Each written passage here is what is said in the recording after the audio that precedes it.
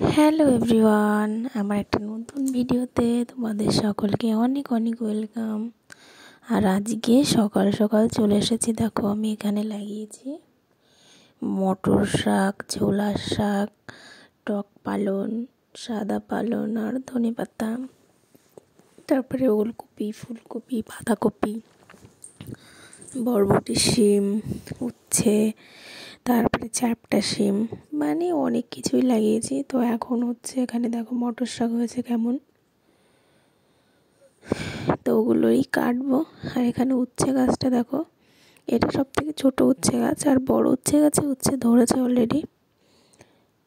তো এখান থেকে তুলবো হচ্ছে মটর শাক, যেটা রান্না করব আজকে। আর এখানে দেখো ধনেপাতাগুলো বেরিয়েছে ছোটো ছোটো, যদিও এটা অনেক দিন আগের ভিডিও।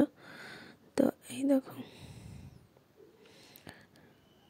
এই উচ্ছে গাছ থেকে উচ্ছে তুলে খাওয়াও হয়ে গেছে।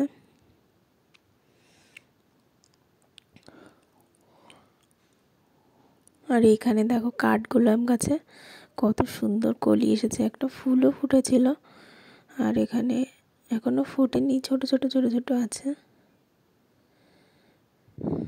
আর এখানে বুনেছি টক পালন,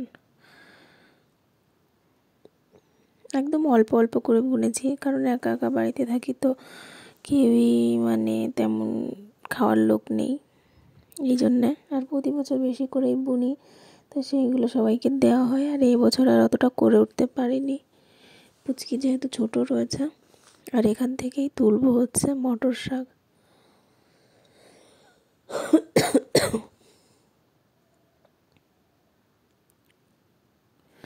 অ্যাকচুয়ালি আমার এগুলো করতে খুব ভালো লাগে, যে বাড়িতে সব ধরনের সবজি হবে। আর শীতকালে তো আরোই ভালো লাগে। তো এখান থেকে দেখো আমি আঁকা কেটে নিচ্ছি। আর এই আঁকাগুলো যদি না কাটি তাহলে এগুলো একদম চিকন চিকন হয়ে যাবে, আর বেশি মানে কি বলে, আঁকা বেরোবে না আর। তো এই কারণের জন্য এই দেখো কতগুলো তুলে নিয়েছি, দেখে মনে হচ্ছিলো যে কতটুকু হবে। তারপরে এই দেখো বাড়িতে নিয়ে এসেছি, এই যে এতগুলো হয়েছে। আর এখানে মাম্মাম দেখো কী করছে, লেস খাচ্ছে। মানে নিয়ে গেছিলাম ওকে, কাকুদের বাড়ি রেখেছিলাম, তো কাকু ওকে একটা লেস কিনে দিয়েছে, ওটা নিয়ে ও এসে খাচ্ছিল। আর এখানে এরকম করছিল, দুষ্টুমি করছিল।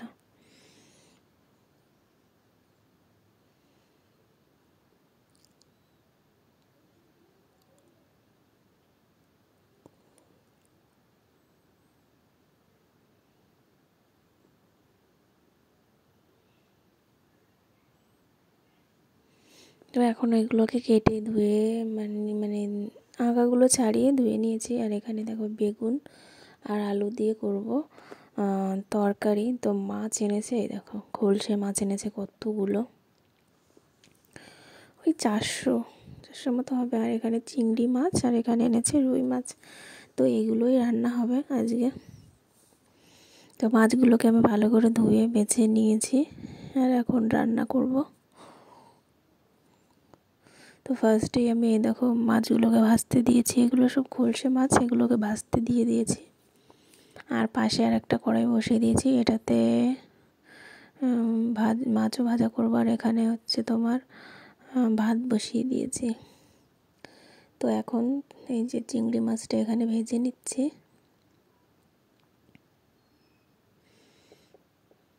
দেখো রান্না করতে আমার খুবই ভালো লাগে, তো নর্মাল রান্না করি, মানে মশলা টশলা অতটা দেবো না কিছুই, একদম সিম্পল রান্না করব। তো মাছটাকে দেখো আমি কীভাবে উল্টাচ্ছি, দেখো পুরো একবার এই সব মাছ উঠে গেছে।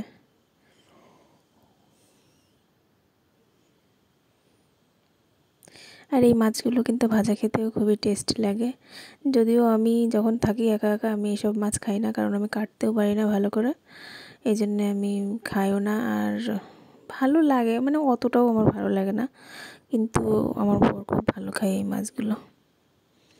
তো এখন হচ্ছে বেগুনের তরকারিটা করব, তার জন্যে এই যে রাঁধুনি ফোড়ন দিয়েছি, দিয়ে এখন এই যে দিয়ে দিচ্ছি আলু। আর তারপরে আলুটা কিছুক্ষণ ভেজে নিয়ে তারপরে দিয়ে দিয়েছি বেগুন। এই সিম্পল, এরপরে আর কোনো মশলা যাবে না, লাস্টে একটু ধনেপাতা দিয়ে দেবো, ব্যাস। তো এখন ভালো করে একটু ভেজে নিচ্ছি। আর এখানে চিংড়ি মাছ ভেজে নামিয়ে নিয়েছি। আর এখানে এখন হচ্ছে তরকারি মটর শাক করবো, তার জন্য এখন এই যে তোমার লঙ্কা দিয়ে দিয়েছি, চিড়ে রেখেছিলাম যেগুলো, ওগুলোই দিয়ে দিয়েছি। আর এখন দেবো হচ্ছে একটুখানি কালো জিরে। কালো জিরে দিলে দেখবে খুব সুন্দর একটা স্মেল আসে। আর তারপরে একটু রসুন কুচি দিলে আরও ভালো হয়। তো আমি যেহেতু মাছ দেবো ওই কারণে প্রথমে ভাবছিলাম রসুন দেবো না, তো পরে আর দেইনি, এই যে শাকটা দিয়ে দিয়েছি। দেখো, আর মটর শাক কিন্তু তুমি মানে অনেকটাই কম হয়ে যায় রান্না করার পরে। তো দেখো অনেকটাই দিয়েছিলাম, এখন আস্তে আস্তে। আর মটর শাক রান্না করা একদম সহজ, খুব তাড়াতাড়ি হয়ে যায়। আর যেহেতু এগুলো আমাদের বাড়িতে হয়েছে, তো মানে এতটাই কচি যে মানে 5 মিনিটও লাগেনি আমার রান্না করতে। এই দেখো এখন শুধু মাছ আর মাছে দেখা যাচ্ছে শাক কতটা কম হয়ে গেছে। আর তারপরে একটু ভাজা ভাজা হলে এর মধ্যে আমি চালের গুঁড়ো জলে গুলিয়ে দিয়ে দেবো, দিয়ে নামিয়ে দেবো, ব্যাস। লবণ হলুদ দিয়েছি, আর স্বাদ মতো দিতে হবে লবণ হলুদ। আর এখানে দেখো বেগুনের মধ্যে আমি জল দিয়ে দিয়েছি, যতটা পরিমাণে আর কি লাগবে।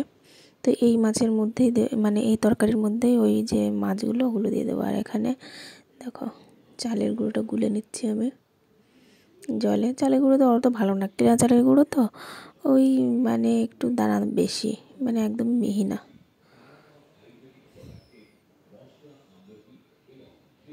এই দেখো এখন ভাজা ভাজা হয়ে গেছে, এখন এই দেখো দিয়ে দেবো। আর দেখেছো এই দেখো নিচে কতটা মানে দানা দানা মৌলো আর কি, একদম মানে 5 মিনিটেই তোমার রান্না হয়ে যাবে। আর খেতে কিন্তু দারুণ টেস্টি হয়েছিল। চালের গুঁড়ো দিলে যে কোনো ঘন্ট বা কিছু এমনিতেই টেস্টি লাগে।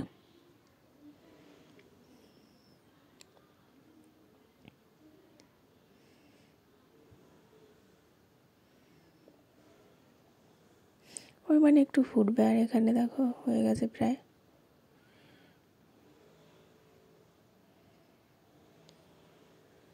অনেকে কী করে উপর দিয়ে ছিটিয়ে দেয়, দিয়ে ঘুটে নামিয়ে দেয়, আমার আবার ওটা পছন্দ হয় না। আমার আবার একটু জলে গুলে দিলে বেশ ভালো লাগে। আর সেন্টটা কিন্তু দারুণ বেরিয়েছে। এই বছর এই প্রথমে মটর শাক খাবো। ছোলার শাক আগে একদিন খেয়েছি। আর এখানে এই মাছ ভাজাগুলো দিয়ে দিলাম এর ভিতরে, দিয়ে একটু ভালো করে মানে মিশিয়ে দেবো। যেদিন তরকারি ভালো হয় সেদিন তরকারি এই যে কালারটা, এই কালারটা দেখলেই বোঝা যায় যে না আজকে তরকারিটা খেতে ভালো হয়েছে। আর যেদিন দেখবে তরকারি ভালো হয় না, তখন দেখবে কালারটাও কেমন যেন হয়। তো ফাইনালি এই দেখো নামিয়ে নিয়েছি মটর শাকটা।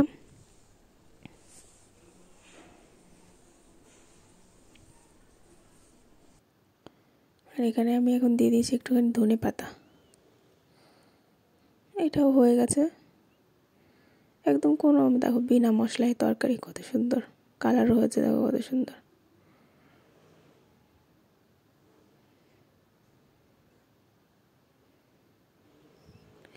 আর এখানে এখন কি করব দেখো, একটুখানি পটল বাটা করব। তার জন্যে এই যে পটলগুলো এই যে কুচি কুচি করে কেটে নিয়েছি, এখন এই যে দিয়ে দিলাম।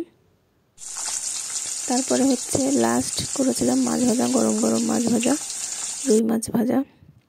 তারপরে ওই মেয়েকে আনতে গেছিলাম খাওয়া দাওয়া শেষ করে, তো এখানে এনেছি হচ্ছে পেয়ারা, সিঙ্গাড়া আর একটা কদবেল মাখা। মেয়ের স্কুলে গেছিলাম, ওখানে গিয়ে দেখছি যে এখনও ছুটি হয়নি, তো যাই না আমি, তোর বাবা ছিল, বললো যে চলো যাই, দুজনে একটু কাজও ছিল, সে কাজটা করে। আর কদবেলটা দেখো কি দারুণ মাখা করেছে, একদম টেস্টি, পুরো এখনই লোভ লেগে যাচ্ছে। আর এখানে রয়েছে সিঙ্গাড়া। এখানে সিঙ্গাড়াটা মানে দারুণ একদম। অনেক দিন আগে খেতাম, যখন তানিষ্কা নার্সারিতে পড়তো তখন আমি যেতাম স্কুলে, তখন মাঝে মধ্যে খেতাম। আর এখন যাওয়াও হয় না, খাওয়াও হয় না।